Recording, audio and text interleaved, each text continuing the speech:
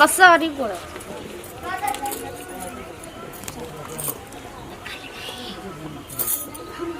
काय मुंह ताकत नहीं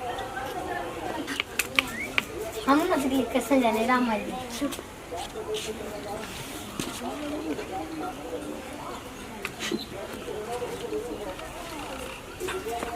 का रे बबुआ खइबे ना तू का से खाटी पर छूट छूट के रुआ तारे हाँ तोरा नहीं के बुझा तो जाके लिया निकल आवे के तोरा बाबूजी मेरा भूख नहीं चल खाना बना दे बन खा ले बाबूजी मेरा भूख नहीं अरे उठ रे बाबूजी अब ना खाई बाबूजी मेरा रू कैसा जान मरत से अपना भरोसा ना कर कोनो गलती नहीं की कैले कोनो गलती नहीं की कैले अरे बेटा हमारा तोरा ऊपर पूरा विश्वास बा तू ऐसा काम ना कर सकल बोल जा तो ओकरा के तो समझावे के पड़ी नू बताओ ओकरा नजर में तू गलत पीले बड़ लेकिन हमारा नजर में तू अपना नजर में सही बड़ लेकिन ओकरा के तो समझावे के पड़ी ना अब ओकर तो सीधा दिखाई देलस कि अनक में साफ साफ दिखाई देता लेकिन ओकरा पीछे का होता ओकरा कुछ समझ में नहीं के हैं अब बताओ ऐसे रहबा खइबा पियबा ना बीमार पड़ जेबे तो ओकरा कैसे समझेबो चलो चलो बाबू हम खाना बना देले तार मन पसंद चलो खा लो बाबूजी हम ना कहीं भूख नहीं के बाबूजी चल खा पी लो कालना तो चल जाइए ओकरा घरे ओकरा के बढ़िया से समझा उमझा के पिया लब बहुत याद है मंदिर मैं कान तो तनिका मर्यादा नहीं की और मेरा बहुत रोई ना भैया रोते बनी हम काले से खाना नहीं के खाइले जब से आइले बनी भैया ना खाए बुचिया भैया काहे रो तड़े अरे पागल याद आओ तो तोरा वही घड़ी कहानी के आवल ना चाहता आइयो कोई बड़े तो बढ़िया से रहो रोत का बड़े रोई ना आइल बनी तो तनी मनी रो दे तनी खाई पियल छोड़बे बढ़िया से खो पियो रोत का बड़ा फोन कइला हम कि ना ना जाए दिन का 2-4 दिन रहो ओकरा बाद पूरे टाइम निकाल के जाई के हम बतियाई नु अभी ना तक तो मत जाइयो तो जाइबो तो सोचिए कि गिरता हसन के तो फिर हमर भैलू करा जी उनके नजर में ई तो बात ठीक कहत है तो हम सोचते कि धान उन काट लेती तो ओकरा बाद जइती एक दिन घूमने आती भी के लिया था ना दिन के बाद कैसे जाइबो जा फोन को के पूछ लियो सर समाचार ठीक बटुए हमने तो फोन करके पता कर ठीक बाबा के रो मत ठीक नो रोत है नो तो ठीक नहीं खेला चुपचाप जो घर का खो है ऐती को तो रोत है जब देखो तब पागल है रोत अड़े देखम तक काले भैया तोरा खाए के दिक्कत बटुए आराम से खो रोत है ठीक नो आ रो मत हम जाते नहीं तो भाई के चलावे जा ठीक है बटुए देखो इतना रो तनी हमरा से प्यार करतन तो तनी को एहसास ना होई एहसास नहीं के तन करा जब तने रही तो का जइतन हमरा से तनी मनी भेंट करे बरसे लायखिया जैसे कारी रे बदरिया रेगनी के काट जस लागेला से जरिया रेगनी के काट जस लागेला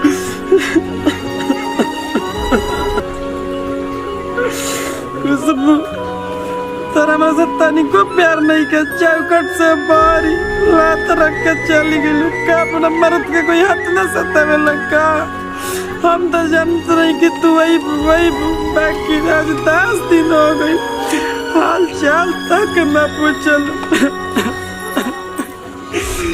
तू नहीं रहबू तक के पूछिए हाल के मर जाइब मुँह नहीं देखब आगे साल के अरे बिना हमार जिंदगी अधूरा बा अब तू तमरा के नाम मिलवा नाम से मिल अब मैं ही नार में कूद के जान दे मैं यही नाम अरे सुना सुना काजल लगे मर जाता काजल लगे मर जाता तो हमरा के समझाए तो का करे जा रहल बड़ा तके पता नहीं खे काहे अपने आप के उदास भइल बड़ा बात कष्ट है बताओ सोना, हमार दुख में तू साथ दे के कह दड़ा हो और तू अपने दुख में इतना बड़ा। काजल हमरा के मर जाता काजल, हम नहीं के जी सकत उनकरा बिना। का भाई लोग कुछ बोल रही हो का? काजल हमनी के नाव दिन जा बैठल नहीं जा, अच्छा एक दूसरे के हमनी के मुसीबत में साथ देते जे का कोनो गलती कैल रही जा। हम कहत रही ना कि हमने ये गलती ना करने तब वो शक करी है। वो हमरा पे शक करके कतना तक कर रही के चौकट से बारी लात रख देबो त मरद मेरा के रिश्ता सब खत्म हो जी। बाकी ना सुनली वो चौकट के भरी लात रख के चल गई। आज तारीख से हमारा हाल चाल तक ना पूछली। यही से काजल हमरा के मर जाता, काजल हमरा के मर जाता।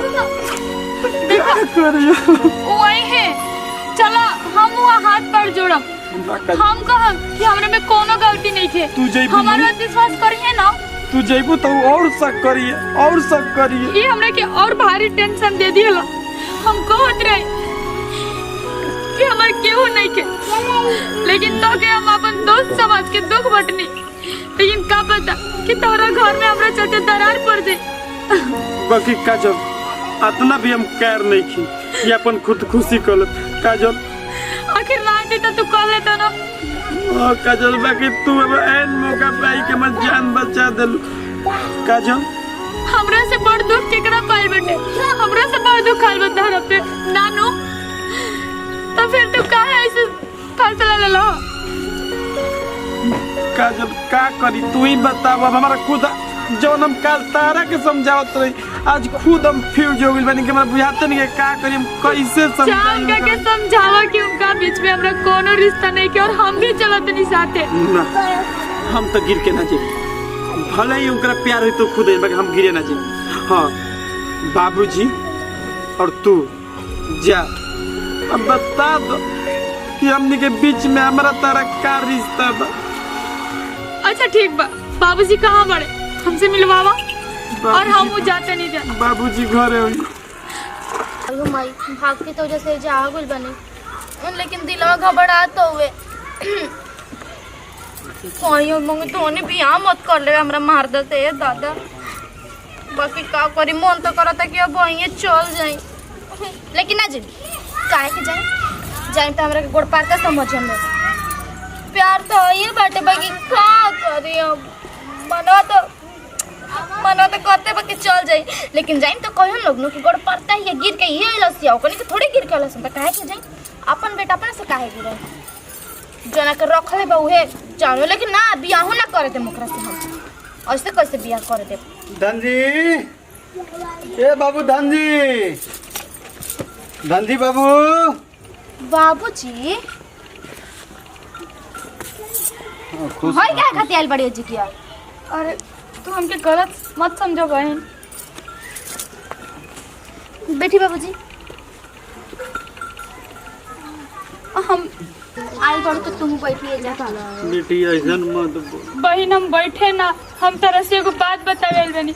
हमरा और सोना में ऐसा कोनो गलत बात नहीं अच्छा अच्छा एकरा मतलब सफाई देबू है ना? सफाई के बात ना, हम अपन मरला पति के कसम खा के कहते नहीं कि उनका और हमरा बीच में कोनो गलत नहीं के।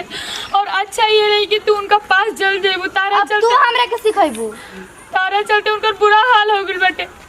जेकरा प्यार रही तो आई तो ना दूसरा के भेजी थे। वो प्यार बाटे वो कहते कि हम गिर के नाचे में हम तो लइका हम तो गिर के जाई, हमू ना गिर के जाई काहे जाई? बहन तारा पैर पकड़ते हटावा ज्यादा गोड़ पाला के जरूरत नहीं कइसे तारा का काहे हाथ ना हम दर्दी बाटे। बेटी देखा हम जानत नहीं कि हमार लड़का गलती नहीं के, तोहरा दिल में गलतफहमी भइल बा। हमार लड़का ऐसा गलती कहिए नहीं के सकत। इनकरा के तो मैंने बचपने से मतलब एक बार दोस्त रही जा, पढ़ल लिखा रही जब वही कर ले अपन देते विश्वास करत और 10 और 9 जोड़ के तारा से माफी मांगत रही। वो हमरे कितना समझावत रहन कि काजल तार ये हाल देख के तू हमर दोस्त बाड़ू, हमके अच्छा नहीं लगा तारा के ब्लॉक जॉब दिवा देन तारा के, और ऐसा कोनो बात ना रहे। हमके लागल कि तू उनका से गुस्साइबू। जब इतना ही फिकर है तब मरद से दूसरा के मरद से शॉर्ट शॉर्ट के बतियात ना के हो। बेटी ऐसा नहीं के ऐसा काहे कहत रही? एगो तू सोच लिया कि एगो भाई बहन के रिश्ता रहे। ऐसे तो नाता में भौजाई लगली, लेकिन भाई बहन के रिश्ता रहे। जब अगर ये लोग पढ़त लिखत रही जा हमारा अंगना में खात रही पियत रही साथे पढ़त रही, हमार लड़का के देखल दुख देखल नहीं के जात। देखी रवा से हम यही हम 10 और 9 कहते जोड़ के नहीं फिक्री करते नहीं। उनका भी रवा चल जी ना तो उनका रवा चलते बुरा हाल हो गइल बाटे। प्लीज हमरा के ऐसा गलत मत समझी। हमारा पर तो विश्वास करत रहनु, हमारा नजर में गलत नहीं हम अपन मरल के पति के कसम हम कैसे खा ले। बहन तू हमरा के माफ कर दिया जे हम तारा के गलत समझ लेनी है। बाबूजी रवा बात पता हमरा हमेशा भरोसा रहेला, लेकिन तब हम कैसे गिर के जाई। तो बाबूजी आइल बनन तारी कम से कम सोचो ना, ओकर तो हालत खराब बा, घाटी पर सुतल बगुआ रोत रहता दिनों राती। बोलो तोहरा चलते वो रोत रहता। बताओ जय दिन ले आइल बर तो दिन ले हम बनावत है मुंह में खियावत है के मार के। और अरे भाई तो कैसे बात कौन बात को तुम तरह के कैसे मारे। बाबूजी चलिए हम चला तनी, लेकिन भैया तो नहीं खो ना बहन। हम तो भैया या हम फोन पर बोल देबे। रुको हम बुचिया अल्लाह भैयो आ गई। हां खुश रह खुश रह खुश रह। तो अब का सब बच्चा कैसे ही नहीं है? ठीक बा, हम अपन बेटी के लिए लावे आइल बनी। ये बार तो बेटी याद पड़ गई, इतना दिन से याद ना पड़ रहा है बेटी। तो जब यादे पड़ल तबे नु आदमी आवलन ले जाए का। अच्छा दिन घरवा से धक्का मारी खेतल नहीं जो दिन ना बुझाई था। कोई धक्का नहीं के मरले बाबू हमार। तू अपन बहन ले पूछ लगी धक्का मार के भगिल बनी जा। बहन साथ से बात बतावी, बाबूजी कुछ बोल रहा ना दिन। हम तो सोचले रही कि हमर मर्दे में गलती बा, लेकिन गलती इनको में नहीं है उनको में नहीं है। उनका के बहन नहीं माने लन, हम ही गलत सोच ले रही भैया। तब ज्यादा जब गलती है नहीं तो तोर घर है हो जे जाकर रहो। चल चल जाई। हाँ तो का करबे जब गलती है नहीं जब कहते बना जाए यहाँ सब ना बाबूजी। हमरे के गुड़ पड़ते ना समझियन। अरे कहियन तो बाबूजी बने न, बाबूजी से कही इनका से कही कोनो दिक्कत हुई तो यह सब न बनी जाता जी। जाए तो भैया तो वैसे ये भी बबुआ वो प्यार दिन में समझ झुकल कोनो रही। गुनाह ना। अरे जेकरा पर ओरे से अपने प्यार आदमी से रहेला नु। और देखो हम उनके पास कभी ना जी कभी उनसे अरे ना बहन, अब तो हम ठीक बा तरह के ठीक बा अपन तू बहन तब लागिल रवा सब जाई जे ठीक बा बुचिया। हां बेगो गुरु कम ले उतरे जन ले आ तो बेगवा हम सरियाई के रखले बनी। सरियाइयो ले बड़े तब तो ठीक है तब तो निकल सो ठीक नु। ठीक बा खुश रह बुचिया। चली का बुची बाबूजी गोड़ लगते ठीक बा ध्यान दे भनु। हम दिन ध्यान के देब। फिर अब कहले 2 दिन के बाद लिया जी फिर मार के खेत दे। बाबू हम तब मार की आलम के विदो ना कर। मार के खेदले नहीं कि वो अपने मन से भाग के आइल बड़ी। अच्छा अबे ठीक में बा, हमार ठीक क्या बा। गलती बा? ना तो दोबारा अच्छा सुनाई बाबू, तब कहले विदा ना करो हम सोच अच्छा ले। बाबू, हम जाते। नमस्कार प्रणाम। देखने जना कि हम कैसे कहीं है ऐसे ना करे के चाहिए, अपन मतलब भरोसा करे के चाहिए कि भरोसा ही बहुत बड़ा चीज होला। और जेकरा पे भरोसा ना करम आदमी है कैसे। तो जैसे हम कहीं वैसे ना करम जा रहे लोग अपन मर्द पे भरोसा करम जा। वीडियो अच्छा लगी तो दिल से लाइक करम जा, शेयर करम जा, कमेंट करम जा, अपन चैनल बेटे सब्सक्राइब जरूर करम जा। Bye by.